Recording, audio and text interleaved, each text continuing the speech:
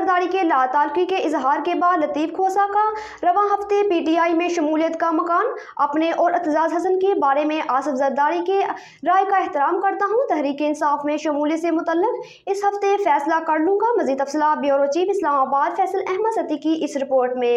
سابق صدر آصف علی زرداری نے ایک انٹرویو کے دوران کہا ہے کہ لطیف کھوسہ پیپلز پارٹی کا حصہ نہیں ہے، جس کے بعد لطیف کھوسہ نے بھی پاکستان تحریک انصاف میں شمولیت کے حوالے سے سنجیدگی سے سوچنا شروع کر دیا۔ اپنے اور اعتزاز حسن کے بارے میں آصف علی زرداری کی رائے کا احترام کرتا ہوں۔ اگر پارٹی چیئرمین یا صدر سمجھتے ہیں کہ میں پارٹی میں نہیں تو ٹھیک ہے، اگر آصف علی زرداری کہتے ہیں کہ میں پارٹی میں نہیں تو پھر میں نہیں۔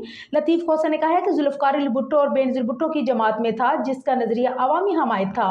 میں سمجھتا تھا کہ میں پیپلز پارٹی میں ہوں۔ پاکستان تحریک انصاف میں شمولیت کے سوال پر سینئر وکیل نے کہا ہے کہ میری فیملی، دوست اور ہم نواؤں کا اصرار ہے، اسی لیے اسی ہفتے اس متعلق فیصلہ کروں گا۔ لطیف کھوسہ نے مزید کہا کہ اوپن ٹرائل کے نام پر صرف من پسند افراد کو اندر جانے کی اجازت دی گئی۔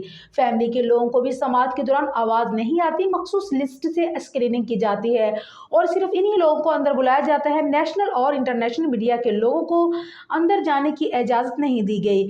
فرد جرم عائد ہونے سے قبل کسی کو بھی مجرم نہیں کیا جاتا۔ سپریم کورٹ نے کہا ہے کہ پہلے طے کیا جائے کہ وہ مجرم ہے بھی یا نہیں۔ قابل ذکر لطیف کھوسہ کا کہنا ہے کہ عمران خان نے مجھے تحریک انصاف میں شمولیت کی دعوت دی ہے۔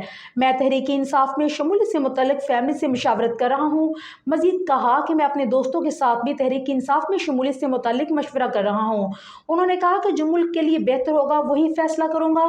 سابق چیئرمین اصرار کر رہے ہیں کہ ملک اور پارٹی کو آپ کی ضرورت ہے، پارٹی میں آ جائیں۔ قابل عزیز وکیل لطیف کھوسہ نے کہا ہے کہ القادری ٹرسٹ میں حکومت کو کوئی عمل دخل ہے نہ عمران خان کا۔ القادری یونیورسٹی میں حکومت کا پیسہ ہے تو حکومت واپس لے لے۔